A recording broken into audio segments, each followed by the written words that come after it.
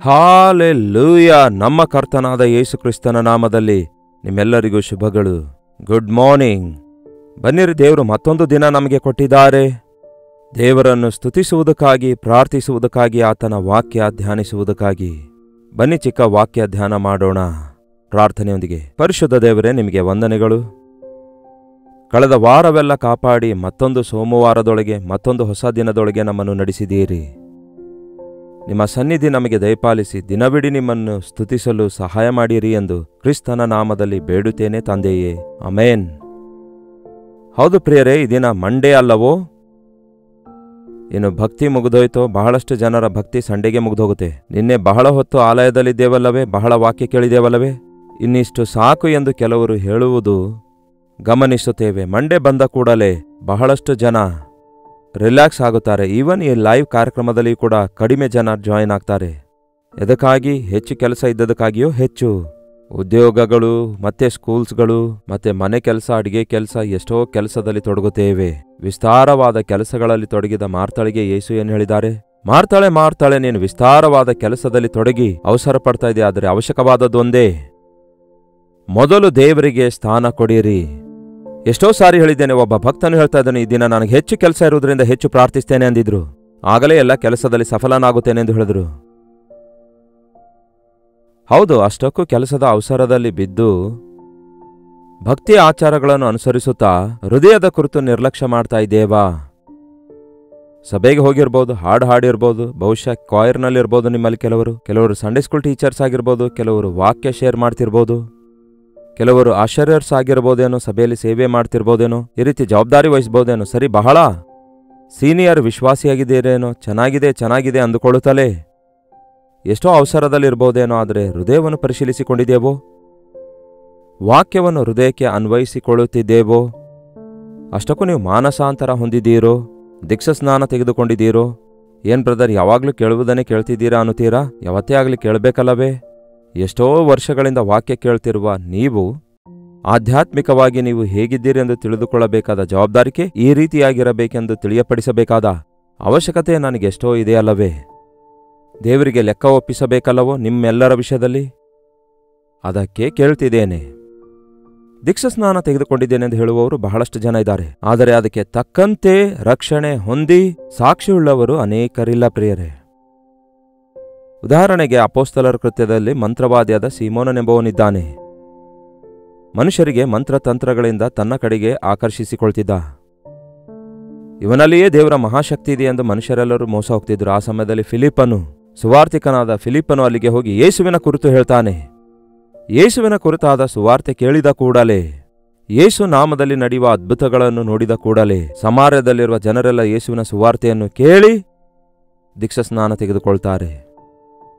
ಆ ಸೀಮೋನನ ಬಳಿಯಲ್ಲಿದ್ದ ಜನರೆಲ್ಲರೂ ದೀಕ್ಷಾಸ್ನಾನ ತೆಗೆದುಕೊಂಡು ಫಿಲಿಪ್ಪನ ಬಳಿಗೆ ಹೋಗುವುದನ್ನು ನೋಡಿ ಆ ಮಂತ್ರವಾದಿಯಾದ ಸೀಮೋನನು ಕೂಡ ಯೇಸುವನ್ನು ನಂಬುತ್ತಾನಂತೆ, ದೀಕ್ಷಾಸ್ನಾನ ತೆಗೆದುಕೊಳ್ತಾನಂತೆ.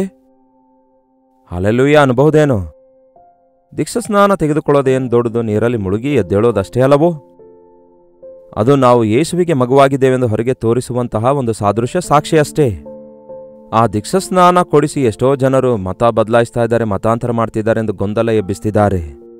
ನೋಡಿ ಪ್ರಿಯರೇ, ಯಾರನ್ನೇ ಮತ ಬದಲಾಯಿಸುವುದಕ್ಕಾಗಲಿ, ಹೆಸರು ಬದಲಾಯಿಸುವುದಕ್ಕಾಗಲಿ, ಜಾತಿ ಬದಲಾಯಿಸುವುದಕ್ಕಾಗಲಿ ಯೇಸು ಬರಲಿಲ್ಲ. ಯೇಸು ಬಂದಿರೋದು ಹೃದಯಗಳನ್ನು ಮಾರ್ಪಡಿಸಿಕೊಳ್ಳಿರಿ ಎಂದು ಹೇಳೋದಷ್ಟೇ ಅಲ್ಲ, ಹೃದಯಗಳನ್ನು ಮಾರ್ಪಡಿಸಬಲ್ಲ ಶಕ್ತಿ ಆತನಿಗೊಬ್ಬನಿಗೇ ಇದೆ. ನಮ್ಮ ಹೃದಯ ಪಾಪದ ಹೃದಯ, ಪಾಪಭರಿತವಾದ ಹೃದಯವಾಗಿದೆ. ಸ್ವಾಭಾವಿಕವಾಗಿ ನಾವೆಲ್ಲರೂ ಪಾಪಿಯಾಗಿದ್ದೇವೆಂದು ಎಲ್ಲರೂ ಒಪ್ಪಿಕೊಳ್ತಾರಲ್ಲವೇ? ಆ ಸ್ಥಿತಿಯಿಂದ ನಮ್ಮೆಲ್ಲರನ್ನು ಬಿಡುಗಡೆ ಮಾಡುವುದಕ್ಕಾಗಿ ಯೇಸು ಕ್ರಿಸ್ತನು ಮಾಡುವಂಥದ್ದು ದೊಡ್ಡ ಕಾರ್ಯವಾಗಿದೆ.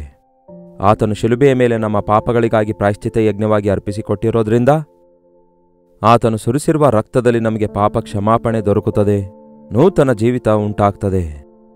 ಈ ಮಂತ್ರವಾದಿಯಾದ ಸೀಮೋನನು ಸಮಾರ್ಯಕ್ಕೆ ಪೇತ್ರ ಯೋಹಾನರು ಬಂದಿರುವುದನ್ನು ನೋಡಿ ಆ ಪೇತ್ರ ಯೋಹಾನರ ಬಳಿಗೆ ಹಣದ ಚೀಲ, ಅಂದರೆ ದುಡ್ಡಿನ ಚೀಲ ತೆಗೆದುಕೊಂಡು ಹೋಗಿ ಆ ದುಡ್ಡಿನ ಚೀಲವನ್ನು ಅವರ ಮುಂದೆ ಇಟ್ಟು, ನಾನು ಕೂಡ ಯಾರ ಮೇಲೆ ಕೈ ಇಡುತ್ತೇನೋ ಅವರಿಗೂ ಪವಿತ್ರಾತ್ಮನ ವರ ದೊರಕುವ ಹಾಗೆ ನನಗೆ ಆ ವರ ಕೊಡಿರಿ, ಆ ಅಧಿಕಾರ ಕೊಡಿರಿ ಎಂದು ಕೇಳ್ದ. ಒಮ್ಮೆ ನೋಡಿಕೊಳ್ಳೋಣ ಬನ್ನಿರಿ. ಅಪೊಸ್ತಲರ ಕೃತ್ಯಗಳು 8ನೇ ಅಧ್ಯಾಯ 19ನೇ ವಚನದಿಂದ ಓದುತ್ತೇನೆ ಕೇಳ್ರಿ. ಹಣವನ್ನು ತಂದು ಅವರ ಮುಂದಿಟ್ಟು ನಾನು ಯಾರ ಮೇಲೆ ಕೈಯಿಡುವೆನೋ ಅವರು ಪವಿತ್ರಾತ್ಮ ವರವನ್ನು ಹೊಂದುವಂತೆ ಈ ಅಧಿಕಾರವನ್ನು ನನಗೆ ಕೊಡಿರಿ ಎಂದು ಕೇಳಿದ. ಅಂದರೆ ಇದಕ್ಕಿಂತ ಮುಂಚೆ ಮಂತ್ರವಾದಿಯಾಗಿ ವ್ಯಾಪಾರ ಮಾಡಿದ, ಈಗ ಪರಿಶುದ್ಧಾತ್ಮನನ್ನು ಇಟ್ಕೊಂಡು ವ್ಯಾಪಾರ ಮಾಡಬೇಕಂದ್ಕೊಳ್ತಿದ್ದಾನೆ. ನಾನು ಪವಿತ್ರಾತ್ಮನನ್ನು ಹೊಂದಿಕೊಳ್ಳುವಂತೆ ಮಾಡಿರಿ ಅಂತ ಕೇಳಿದೆಯಾದರೆ ಬೇರೆಯಾಗಿರ್ತಿತ್ತು. ನಾನು ಯಾರ ಮೇಲೆ ಕೈ ಇಡುತ್ತೇನೋ ಅವರಿಗೆ ಪವಿತ್ರಾತ್ಮ ವರ ಅವರಿಗೆ ದೊರಕುವ ಹಾಗೆ ನನಗೂ ಕೂಡ ಆ ಅಧಿಕಾರ ಕೊಡಿರಿ ಎಂದು ಕೇಳುತ್ತಾನೆ. ಅದಕ್ಕೆ ಪೇತ್ರನು ಏನು ಹೇಳ್ತಾನೆ ಗೊತ್ತಾ ಪ್ರಿಯರೇ? ಈ ಕಾಲದ ಸೇವಕರಂತೆ ಹೇಳಲಿಲ್ಲ, ಖಂಡಿಸುವ ದೇವರ ಸೇವಕನಾಗಿದ್ದನು. ಬೆಳ್ಳಿ ಬಂಗಾರಗಳಿಗೋಸ್ಕರವಲ್ಲದೆ ಆತ್ಮಗಳನ್ನು ಹಿಡಿಯುವ ಬೆಸ್ತರನನ್ನಾಗಿ ಸಮಸ್ತವನ್ನು ಬಿಟ್ಟು ಯೇಸುವನ್ನು ಹಿಂಬಾಲಿಸಿದವನಾಗಿದ್ದನು. ಏನು ಹೇಳ್ತಾನೆ ನೋಡಿ, ನಿನ್ನ ಹೃದಯವು ದೇವರ ಮುಂದೆ ಸರಿಯಾಗಿಲ್ಲದ್ದರಿಂದ ಈ ಕಾರ್ಯದಲ್ಲಿ ನಿನಗೆ ಭಾಗವೂ ಪಾಲೂ ಇಲ್ಲ. ದೀಕ್ಷಾಸ್ನಾನ ಹೊಂದಿದ್ದಾನೆ, ಆದರೆ ಹೃದಯ ಸರಿಯಾಗಿಲ್ಲ ಅಂತೆ. ನಂಬಿದಾನಂತೆ, ಆದರೆ ಹೃದಯ ಸರಿ ಮಾಡಿಕೊಳ್ಳಲಿಲ್ಲ. ನಿಮ್ಮ ಹೃದಯ ದೇವರ ಮುಂದೆ ಸರಿಯಾಗಿಲ್ಲ. ಭಕ್ತಿ ಪದದಿಂದ ನಟಿಸುತ್ತಾ ಇದ್ದೀರಿ ಮನುಷ್ಯರ ಮುಂದೆ. ಮನುಷ್ಯರನ್ನು ನೋಡಿ ನೀವು ದೀನರಾಗಿರ್ತಾ ಇದ್ದೀರಿ, ವಿಶ್ವಾಸಿಯಂತೆ ನಟಿಸುತ್ತಾ ಇದ್ದೀರಿ, ವೇಷ ಭಾಷೆ ಬದಲಾಯಿಸಿಕೊಳ್ತಾ ಇದ್ದೀರಿ, ಆದರೆ ಅಂತರಂಗ ಮಾರ್ಪಡದಿದ್ದರೆ ಏನು ಪ್ರಯೋಜನ? ನಿನ್ನ ಹೃದಯವು ದೇವರ ಮುಂದೆ ಸರಿಯಾಗಿಲ್ಲದ್ದರಿಂದ ಈ ಕಾರ್ಯದಲ್ಲಿ ನಿನಗೆ ಭಾಗವೂ ಪಾಲು ಇಲ್ಲ. ಹೃದಯ ಸರಿಯಾಗಿ ಇಟ್ಟುಕೊಳ್ಳದವನು ದೇವರ ಪ್ರಯೋಜನಕ್ಕೆ ಬರುವುದಿಲ್ಲ. ಹೃದಯ ಸರಿಯಾಗಿಲ್ಲದೆ ನೀವು ಮಾಡುವಂತಹ ಸೇವೆ, ಮಾಡುವ ಕೆಲಸಗಳು, ಕೊಡುವ ಕಾಣಿಕೆಗಳು ದೇವರಿಗೆ ಎಂದಿಗೂ ಕೂಡ ಸ್ವಲ್ಪವೂ ಇಷ್ಟವಾಗುವುದಿಲ್ಲ. ದುಡ್ಡಿನಿಂದ ದೇವರನ್ನು ಸಂತೋಷಪಡಿಸಬೇಕೆಂದು ಆಲೋಚಿಸುವುದಾದರೆ ಅದಕ್ಕಿಂತಲೂ ಅಜ್ಞಾನ, ಮೂರ್ಖತ್ವ ಮತ್ತೊಂದಿಲ್ಲ. ದುಡ್ಡು ಕೊಟ್ಟು ದೇವರ ವರ ಕೊಂಡುಕೊಳ್ಳಲಿಕ್ಕಾಗಲ್ಲ. ದುಡ್ಡು ಕೊಟ್ಟು ದೇವರ ಆಶೀರ್ವಾದ ಕೊಂಡುಕೊಳ್ಳಲಿಕ್ಕಾಗಲ್ಲ.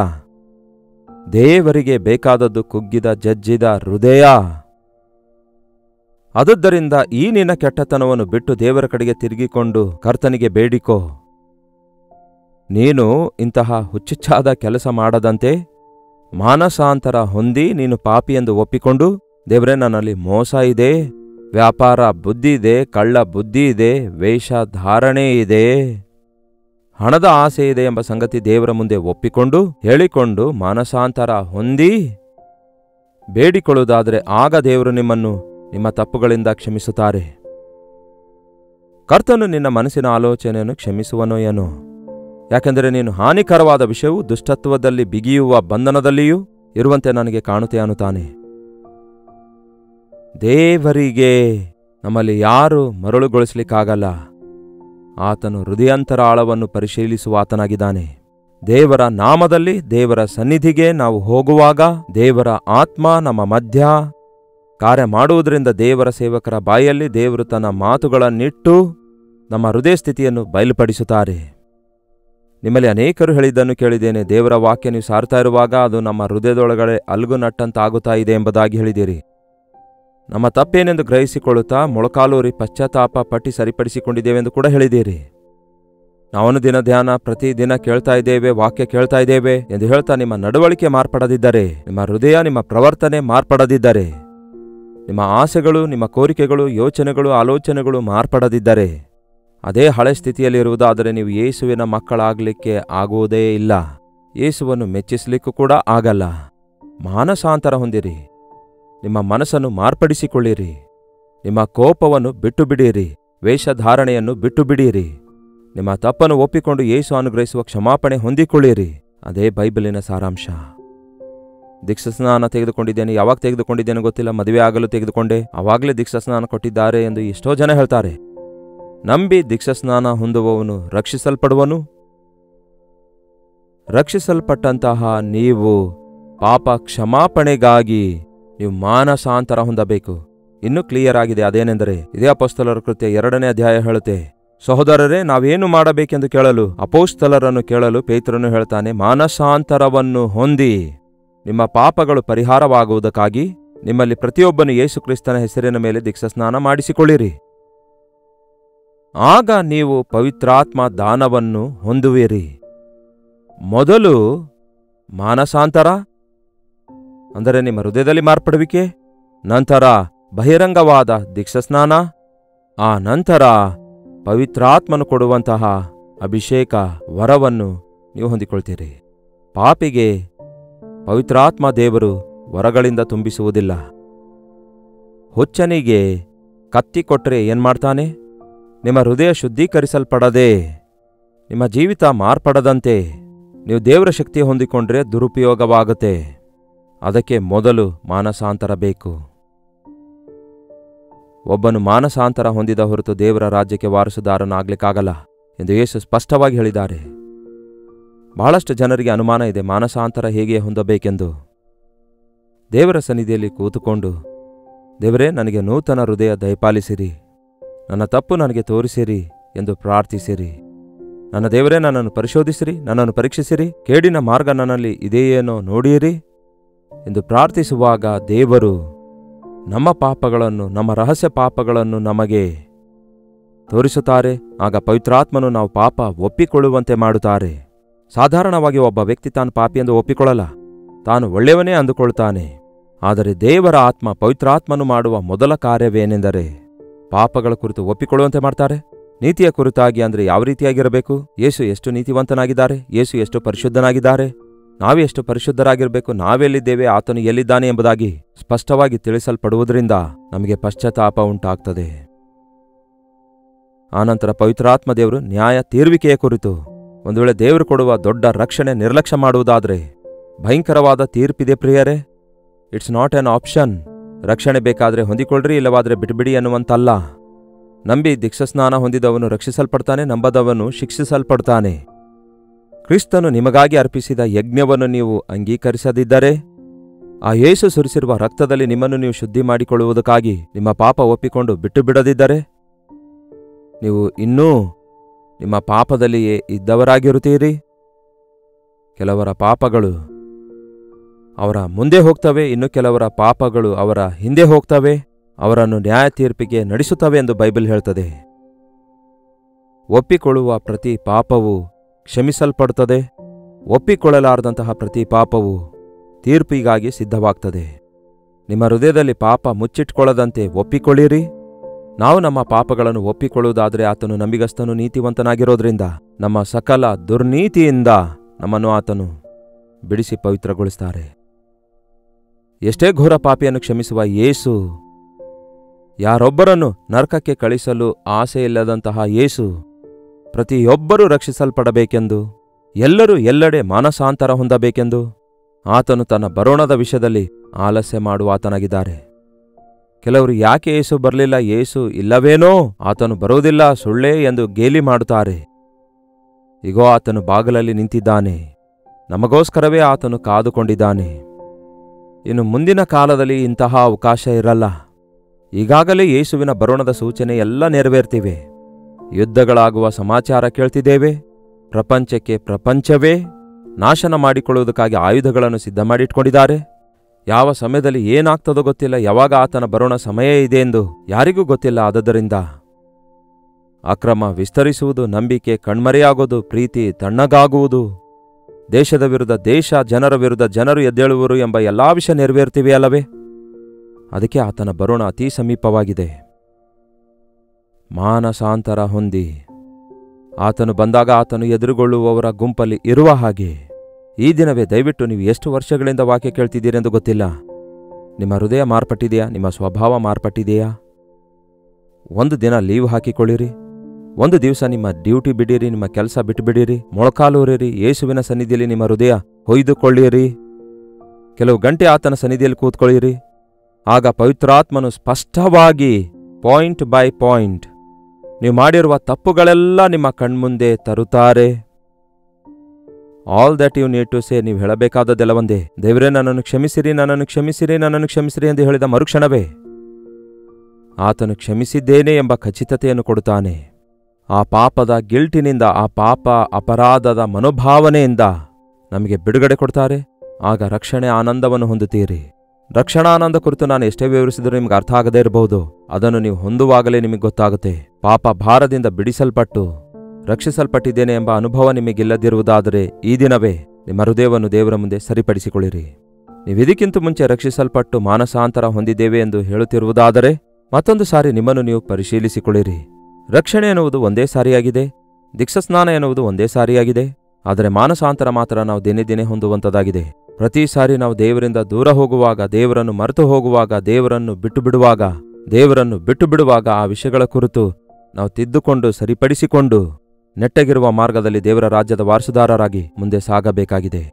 ಅಂತಹ ಕೃಪೆ ದೇವರು ನಮ್ಮೆಲ್ಲರಿಗೂ ಅನುಗ್ರಹಿಸಲಿ. ಬನ್ನಿ ಪ್ರಾರ್ಥಿಸೋಣ. ಪರಿಶುದ್ಧ ದೇವರೇ, ಪ್ರೀತಿಯುಳ್ಳ ತಂದೆಯೇ, ಕ್ರೈಸ್ತರು ಎಂದು ಹೇಳಿಕೊಂಡು ತೃಪ್ತರಾಗಿರದೆ ದೀಕ್ಷಾಸ್ನಾನ ಹೊಂದಿಕೊಂಡಿದ್ದೇವೆ ಅಂತ ಹೇಳಿ ಅಲ್ಲಿಗೆ ನಿಲ್ಲದೆ, ನಮ್ಮ ಹೃದಯ ನಿಮ್ಮ ಮುಂದೆ ಸರಿಯಾಗಿದೆಯೋ ಇಲ್ಲವೋ ಎಂಬುದಾಗಿ ಪ್ರತಿದಿನ ನಿಮ್ಮ ಮುಂದೆ ಪರಿಶೀಲಿಸಿಕೊಳ್ಳುವುದಕ್ಕಾಗಿ ನಿಮ್ಮ ವಾಕ್ಯವೆಂಬ ಕನ್ನಡಿಯಲ್ಲಿ ನಮ್ಮನ್ನು ನಾವು ನೋಡಿಕೊಂಡು ನಿಮ್ಮ ಸನ್ನಿಧಿಯಲ್ಲಿ ಮೊಳಕಾಲೂರಿ ಪ್ರಾರ್ಥಿಸುವುದರಿಂದ ನಿಮ್ಮ ಮುಖಕಾಂತಿಯಲ್ಲಿ ನಮ್ಮ ರಹಸ್ಯ ಪಾಪಗಳೇನೆಂದು ಗ್ರಹಿಸಿಕೊಂಡು ಪವಿತ್ರಾತ್ಮನು ನಾವು ಒಪ್ಪಿಕೊಳ್ಳುವಂತೆ ಮಾಡುವಂತಹ ಪ್ರತಿ ಪಾಪವನ್ನು ಒಪ್ಪಿಕೊಂಡು ಬಿಟ್ಟು ಬಿಡುವುದಕ್ಕಾಗಿಯೂ ಹೃದಯ ಶುದ್ಧಿಯನ್ನು ಹೊಂದಿ ಪವಿತ್ರಾತ್ಮನ ಶಕ್ತಿಯನ್ನು ಹೊಂದಿ ಪವಿತ್ರರಾಗಿ ನಿಮಗಿಷ್ಟಕರವಾಗಿ ನಿಮಗೆ ಬಾಧ್ಯರಾಗಿ ಜೀವಿಸಲು ನಮ್ಮಲ್ಲಿ ಪ್ರತಿಯೊಬ್ಬರಿಗೂ ಸಹಾಯ ಮಾಡಿರೆಂದು ಕ್ರಿಸ್ತನ ನಾಮದಲ್ಲಿ ಬೇಡುತ್ತೇನೆ ತಂದೆಯೇ, ಆಮೇನ್. ನಮ್ಮ ತಂದೆಯಾದ ದೇವರ ಪ್ರೀತಿಯು, ಮಗನಾಗಿರುವ ಕ್ರಿಸ್ತನ ಕೃಪೆಯೂ, ಆದರಣೆಕರ್ತನಾದ ಪವಿತ್ರಾತ್ಮನ ಸಹವಾಸವು ಕೂಡಿ ಬಂದಿರುವ ನಮ್ಮೆಲ್ಲರ ಸಂಗಡ ಇಂದಿಗೂ ಸದಾಕಾಲಕ್ಕೂ ನೆಲೆಯಾಗಿರಲಿ. ಆಮೇನ್. ದೇವರಿಗೆ ಸ್ತೋತ್ರ. ನೀವು ಮಾನಸಾಂತರ ಹೊಂದಿದ್ದೀರಾ? ಮಾನಸಾಂತರ ಇನ್ನೂ ಹೊಂದದಿದ್ದರೆ ಹೇಗೆ ಹೊಂದಬೇಕೆಂದು ತಿಳಿದುಕೊಳ್ಳಬೇಕಾದರೆ ನಮಗೆ ತಿಳಿಯಪಡಿಸಿರಿ. ಅದಕ್ಕನುಗುಣವಾಗಿ ನಿಮಗೆ ಸಲಹೆ ಕೊಡುವುದಕ್ಕಾಗಿ ಕೆಲವು ಪುಸ್ತಕ ಕಳಿಸುವುದಕ್ಕಾಗಿ ಸಿದ್ಧರಾಗಿದ್ದೇವೆ. ಡಾಕ್ಟರ್ ಜೈಪಾಲ್ ಕನ್ನಡ ಯೂಟ್ಯೂಬ್ ಚಾನಲ್ಗೆ ತಪ್ಪದೆ ಸಬ್ಸ್ಕ್ರೈಬ್ ಮಾಡಿಕೊಳ್ಳಿರಿ, ಲೈಕ್ ಮಾಡಿರಿ ಹಾಗೂ ಇತರರಿಗೂ ಶೇರ್ ಮಾಡಿರಿ. www.jaipal.org ಎಂಬ ನಮ್ಮ ವೆಬ್ಸೈಟ್ ಅನ್ನು ಸಂದರ್ಶಿಸಿರಿ. ಅದರಲ್ಲಿ ಮಂತ್ಲಿ ಮ್ಯಾಗಝಿನ್ ದೊರಕುತ್ತದೆ. ನೀವು ಅದನ್ನು ಡೌನ್ಲೋಡ್ ಮಾಡಿಕೊಳ್ಳಬಹುದು. ಪ್ರಿಂಟೆಡ್ ಮ್ಯಾಗಝಿನ್ ಬೇಕಾದರೆ ನಿಮ್ಮ ಅಡ್ರೆಸ್ ಅನ್ನು ಕಳಿಸಿಕೊಡಿ. ಹಾಗೆಯೇ ನಿಮ್ಮ ಪ್ರಾರ್ಥನಾ ಮನವಿಗಳನ್ನು ಪ್ರತಿದಿನ 8939731313 ನಂಬರ್ಗೆ ಹಾಗೂ ಇತರ ದೇಶದಿಂದ ವೀಕ್ಷಿಸುವುದಾದರೆ ಕೊಡಲ್ಪಟ್ಟ ಇದೇ ನಂಬರ್ಗೆ ನಿಮ್ಮ ಮನವಿ ಕಳಿಸಿಕೊಡಿರಿ. ಕರ್ತನ ಸನ್ನಿಧಿಯಲ್ಲಿ ಇಟ್ಟು ನಾವು ವಿಜ್ಞಾಪನೆ ಮಾಡ್ತಿದ್ದೇವೆ. ನೀವು ಪ್ರಾರ್ಥಿಸಿರಿ, ದೇವರ ಅದ್ಭುತ ಕಾರ್ಯ ಮಾಡ್ತಾರೆ. ಕರ್ತನ ಚಿತ್ತವಿರುವುದಾದರೆ ಮತ್ತೆ ನಾಳೆ ಬೆಳಗ್ಗೆ ಇದೇ ಅನುದಿನದ ಧ್ಯಾನ ಎಂಬ ಕಾರ್ಯಕ್ರಮದಲ್ಲಿ ಮತ್ತೆ ಭೇಟಿಯಾಗೋಣ. ಅಲ್ಲಿವರೆಗೂ ದೇವರ ಮಹಾಕೃಪೆ ನಿಮ್ಮೆಲ್ಲರೊಂದಿಗಿರಲಿ.